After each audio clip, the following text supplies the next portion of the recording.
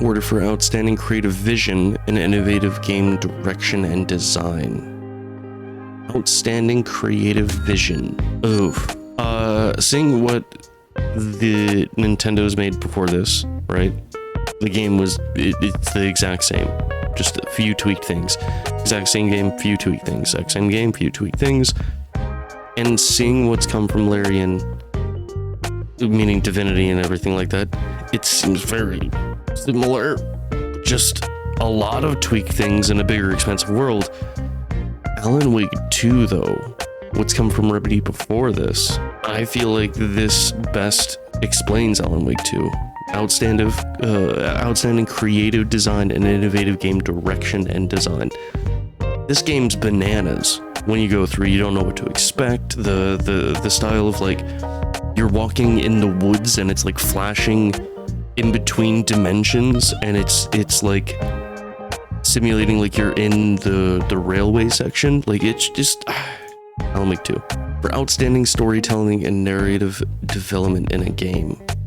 Outstanding storytelling, narrative development.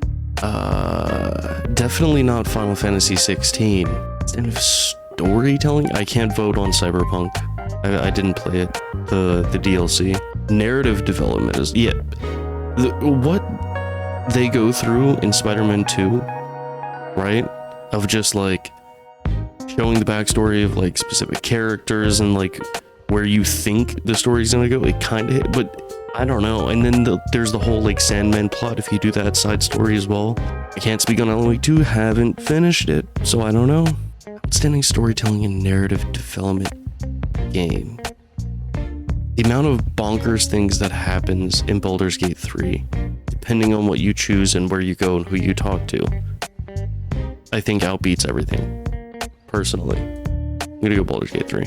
For outstanding creative and technical achievement for artistic design and animation. Hi-Fi Rush came out of nowhere.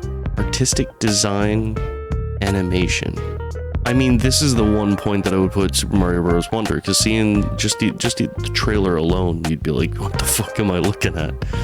But then you have Alan Wake 2, like I said, with like the superimposing shots on one another that line up to be the same shot. Outstanding creative and technical achievement. Technical achievement is the key word here. An artistic design. I do love Lies of P as a game, right? I thought it was wonderful. However, after playing like a good 8 hours in, a lot of the things start to feel and look samey. It's hard for me to vote on any one of these. I would put Hi-Fi Rush or Alan Wake 2, but I'm leaning on Alan Wake 2 just from what I've played alone. It's fan-fucking-tastic. It's super, like, as a gamer, to sit down and, like, wonder what's gonna happen next and, how immersed you are into the game. For me, personally, the visuals in Alan Wake 2 are just jaw-dropping. To me. You know, it's my choice, right? This is my vote. I'm gonna go with Alan Wake 2. But it's close with Hi-Fi Rush, just because it came out of nowhere. It's absolutely fantastic. Yeah. For outstanding music, inclusive score, original song, and licensed soundtrack. Outstanding for music. I'm not gonna lie. Final Fantasy 16, the Bahamut theme. It kicked in at the beginning of the game, or close to the beginning of the game. It's I'm gonna play a little snippet of it right now. As soon as I heard it, it was like Final Fantasy 2, like rushed in my. It was pure nostalgia. Yeah, inclusive of score, original song, and/or licensed soundtrack. I'm gonna say, yeah, Final Fantasy 16. Music in that game is dope as shit. It makes you feel hype as fuck. I don't quite remember a lot of the music from Baldur's Gate 3, just because it feels like it looped over. I'm sure it's wonderful if I heard it, but it's not like at the top of my head like Final Fantasy 16 is. Zelda, I couldn't fucking tell you. And I didn't play through all of Hi-Fi Rush. But I just know in my heart of hearts, it's this game right here. Recognizing the best in-game audio and sound design? The only thing that's coming to my head is because it's just so fresh. So I'm looking at Alan Wake 2 here, right? It's the whole, like, when you're walking around, it's like the ghouly ghost guys going awake when you're walking around and shit.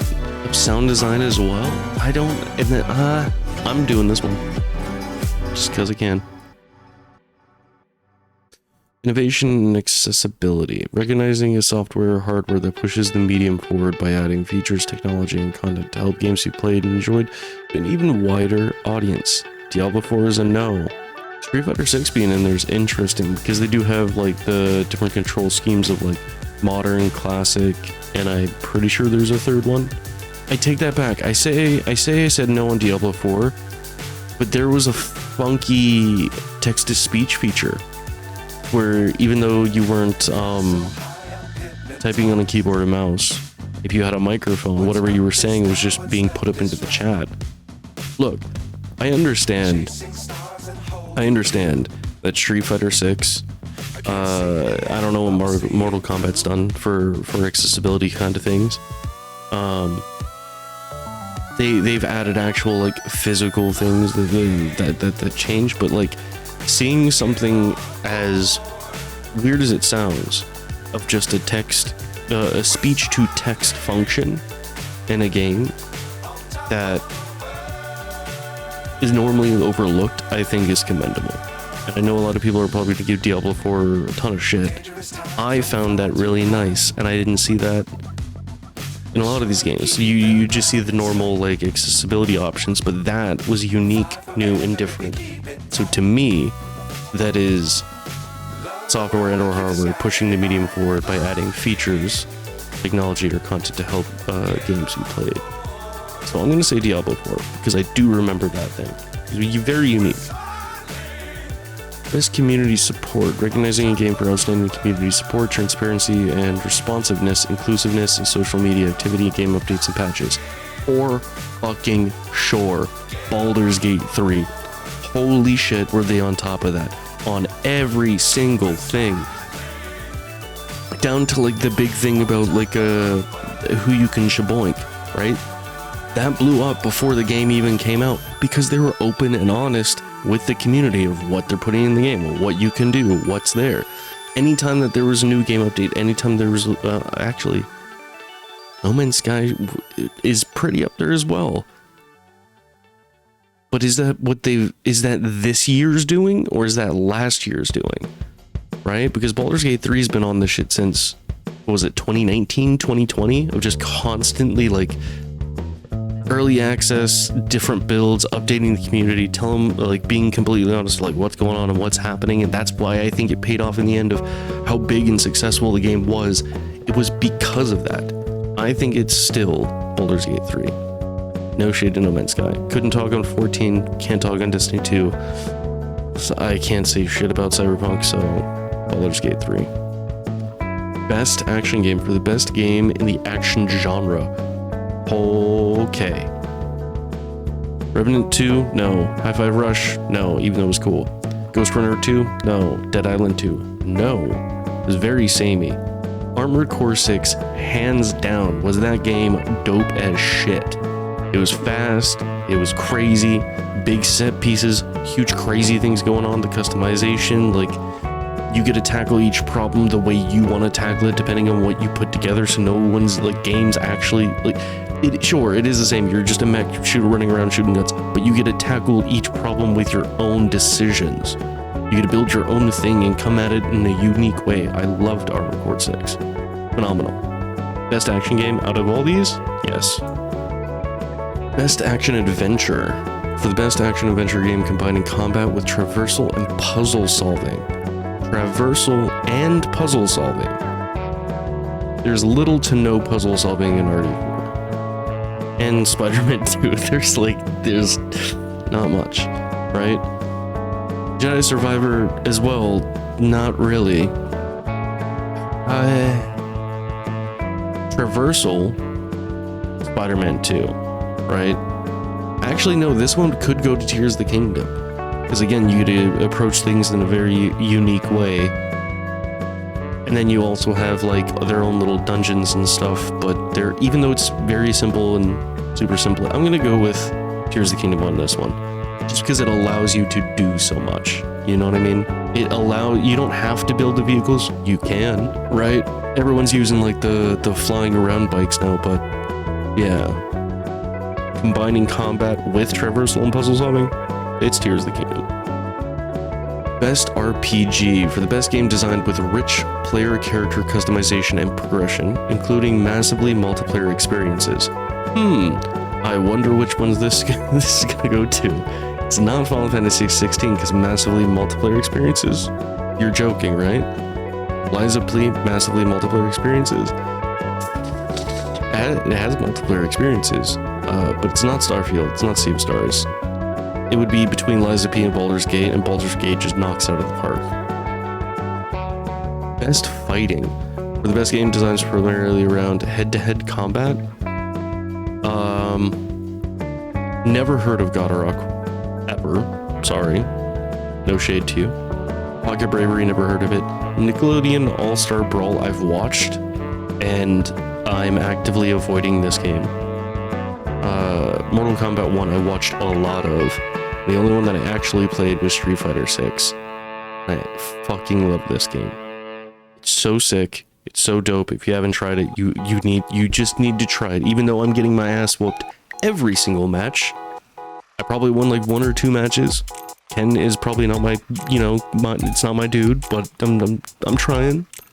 I don't feel comfortable voting on this, just because I haven't played the majority of these games. I've only played one of them, so I'm not going to, but I would vote Street Fighter 6. Outstanding online multiplayer.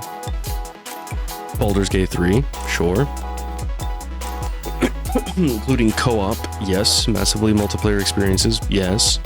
That one's weird. Massively multiplayer experiences seems like it's only talking about Diablo 4 here, because it's the only one that is like more than 10 people in an area at a time. So that line's always confusing. But best gameplay design, multiplayer gameplay design, and including co-op massively multiplayer experiences, Baldur's Gate 3. I would like Street Fighter 6 to be up there.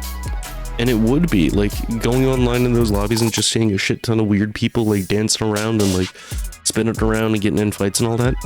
However, the chat and the community aren't the nicest people around. So I'm gonna go with Baldur's Gate 3. Ooh, best adaptation, recognizing outstanding creative work that faithfully and authentically adapts a video game to another entertainment medium. Recognizes outstanding creative work that faithfully and authentically adapts a video game to another entertainment medium. Castlevania Nocturne. Haven't seen it. I saw the first one. I actually really loved Twisted Metal. Twisted Metal was sick. Twisted Metal was dope. Mario movie was also sick. It was also dope. But recognizing outstanding creative work that faithfully and authentically adapts a video game to another entertainment medium. This is where you're getting a little wonky to me, because faithfully and authentically adapts it. None of them do it. None of these do that. Each and every one of these change major plot points from the game for the TV show or movie. They all change it drastically. However, it's whether we liked it or not, right? I would say that The Last of Us probably did it the way people liked it the most. Like, I loved the Bill segment, right? Like, I loved the Bill segment in the game, like going through like the high school and then him like trapping up the entire town. Sure, seeing that new storyline in the show and actually being unique enough and different enough to still keep me like on edge and still feel like it's still part of the world and does fit, I think is very special right there. Last of Us, I think, is the best adaptation out of all of those. Most anticipated game, recognizing an announced game that has demonstrably illustrated potential to push the gaming medium forward. Tekken 8, Star Wars Outlaws, Like a Dragon, Infinite Wealth, Hades 2. It's Final Fantasy VII Rebirth. Any inkling of this game even being whispered about, in my world, the internet is set ablaze of holy cloud. It's gonna be the meteor. It's Final Fantasy VII Rebirth. An announced game that has demonstrably illustrated potential to push the game medium forward? Yeah. Rebirth. Easy. All creative and technical fields. So you have a remake. Then you have a game that it is basically an extension of the game before it, which is the same thing here with Tears of the Kingdom. You have Mario Bros. Wonder, which is just another Mario game, but it is weird and wacky. So already, even though Resident Evil 4 is fucking fantastic for me, I love it. It's a really close game to my heart. However, no. That leaves Alan Wake 2, which I haven't beat yet, and then Baldur's Gate 3, which I put so much time into. But what we're talking about here is a game that delivers the absolute best experience across all creative and technical fields. I don't ever remember playing a game like Baldur's Gate 3 before Baldur's Gate 3. I know there's like Divinity 2, Original Sin, etc., and I'm sure it's very, very similar, but Baldur's Gate 3 to me was just fantastic. It was absolutely fantastic. But when you look at Alan Wake, sure, it does I've seen some like creative things, some spoilery things in the future of the game, what's going to happen. But it's still that over-the-shoulder third-person shooter, much like Resident Evil 4. And sure, it is spooky and there's like mind place and whatnot, but recognizing a game that delivers the absolute best experience across all creative and technical fields, the freedom, or at least the feeling of freedom of doing whatever the hell you want in Baldur's Gate 3, of you could play for like 8 hours straight, go online and see somebody else's playthrough, and they won't do at all the same thing that you did, and you're like, wow, that's crazy, that was completely different. Then you click on somebody else's stream and they're doing everything completely different from yours and the previous stream that you just watched. I think from this sentence alone, it's Baldur's Gate 3. Yeah, 15 out of 31.